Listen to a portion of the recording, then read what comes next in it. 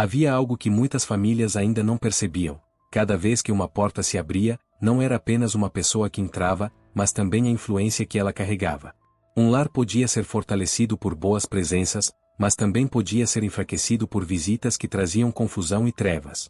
A casa, lugar de refúgio e paz, se tornava vulnerável quando qualquer um era recebido sem discernimento. Muitas destruições não vinham por ataques violentos, mas por conversas, atitudes e atmosferas que chegavam suavemente. Era preciso olhar com cuidado para quem atravessava o limiar. Porque a porta, quando aberta sem vigilância, se tornava caminho para o inimigo trabalhar. O ensinamento bíblico sempre foi claro ao alertar sobre as companhias. Nem toda pessoa vinha com boas intenções, e nem toda presença edificava. Alguns visitantes traziam preocupações disfarçadas, outros carregavam frieza espiritual ou palavras que não promoviam paz. Um lar que desejava ser cheio da presença de Deus precisava, antes de tudo, aprender a proteger suas entradas. Afinal, o inimigo não precisava arrombar nada quando alguém da própria família abria espaço para influências erradas. Por isso, discernir quem entrava era tão importante quanto orar dentro da casa. Muitas famílias viviam em constante peso espiritual sem entender o motivo. A paz ia embora aos poucos, conversas se tornavam tensas, os filhos ficavam irritados e o ambiente parecia carregado. Mas tudo começava, na maioria das vezes, com uma visita. Uma pessoa que trazia fofoca, que cultivava discórdia, que plantava dúvida na fé ou que carregava impureza nas palavras. Ela entrava, sentava, conversava, e ao ir embora deixava um rastro invisível que afetava o lar. Assim, a casa perdia a leveza sem que ninguém percebesse.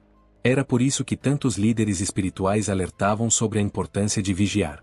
A porta de uma casa não era apenas física, era espiritual. Abrir para qualquer pessoa era permitir que aquilo que ela carregava entrasse também. Uma palavra negativa podia desestabilizar um ambiente inteiro. Um conselho distorcido podia confundir alguém. Uma presença pesada podia apagar o clima de oração. Quando o lar não era protegido, tornava-se campo aberto para ataques silenciosos que destruíam relacionamentos, fé e unidade familiar. O chamado, então, era para aprender a discernir. Não se tratava de ser rude ou rejeitar as pessoas, mas de entender que o lar era um altar. E um altar precisava ser guardado com zelo. Quem entrava deveria contribuir para a paz, a fé e a comunhão. Se alguém trazia discórdia, impureza, violência ou zombaria espiritual, não deveria encontrar espaço ali. Porque abrir a porta para esse tipo de influência era permitir que trevas se instalassem onde Deus queria fazer habitar a luz. A proteção do lar começava com a decisão de quem era bem-vindo nele. Entre os perigos mais silenciosos estava o fofoqueiro, alguém que parecia inofensivo, mas carregava palavras que dividiam. Ele chegava com histórias, comentários e insinuações que soavam preocupadas, mas que na verdade plantavam desconfiança e confusão. Uma casa que acolhia esse tipo de visitante logo percebia o clima mudar.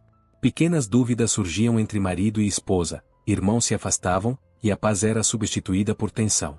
A fofoca era como fumaça, bastava entrar para se espalhar por todos os cantos.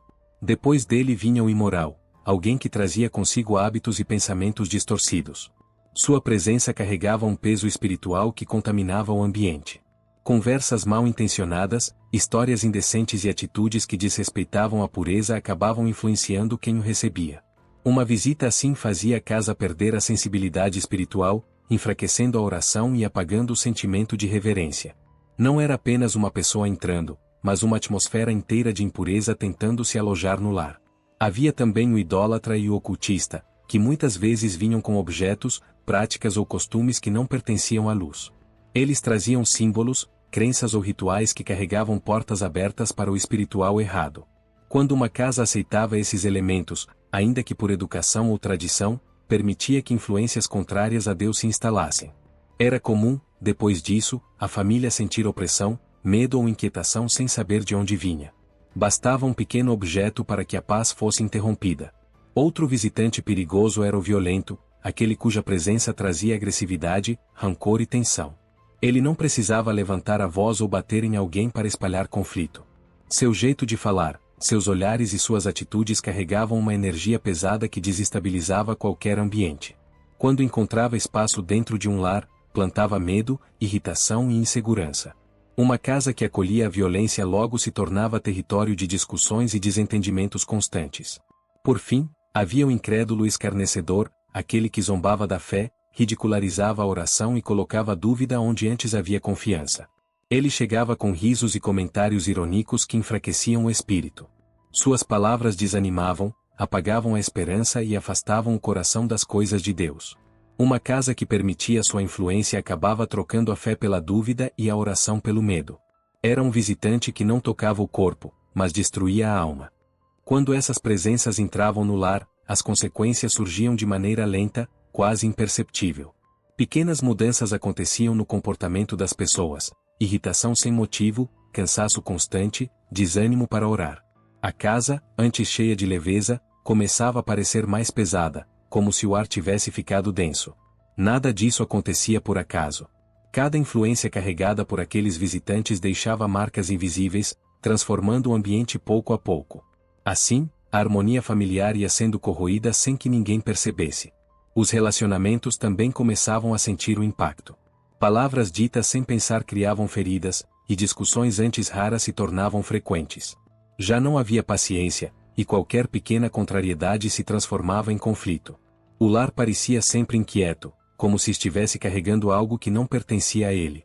Tudo isso era resultado da abertura dada àquelas pessoas que não deveriam ter atravessado a porta. O inimigo agia silenciosamente, usando suas presenças para semear divisão. Outro sinal claro de que algo estava errado era a perda da sensibilidade espiritual. A oração, que antes fluía com facilidade, passava a ser difícil. A mente se distraía, o coração ficava pesado e qualquer tentativa de se aproximar de Deus parecia enfrentada por uma barreira invisível. A casa perdia o brilho da fé, e a rotina espiritual da família se enfraquecia. Isso porque aquilo que entrava pela porta também tocava o ambiente, apagando a chama que mantinha o lar protegido e firme. Com o tempo, até mesmo a saúde emocional era afetada. Angústia, ansiedade e sensação de opressão se tornavam visitas frequentes dentro da própria casa. A família não percebia que carregava pesos que não lhe pertenciam, trazidos por pessoas que nunca deveriam ter sido recebidas. A casa, que deveria ser um lugar de descanso, se transformava em fonte de desgaste. As influências erradas criavam um clima que esgotava as forças e roubava a alegria de viver o dia a dia. E então vinha o pior efeito, a perda da unidade. Quando a porta era aberta para esses visitantes, ela também se abria para o afastamento entre os membros da família. Cada pessoa passava a lidar com seus próprios conflitos internos, e a comunhão se quebrava. O lar, que deveria ser um refúgio, se tornava um campo de batalha silencioso. Tudo porque a entrada foi concedida sem discernimento. Uma simples visita podia desencadear uma série de consequências que destruíam o que levava anos para ser construído.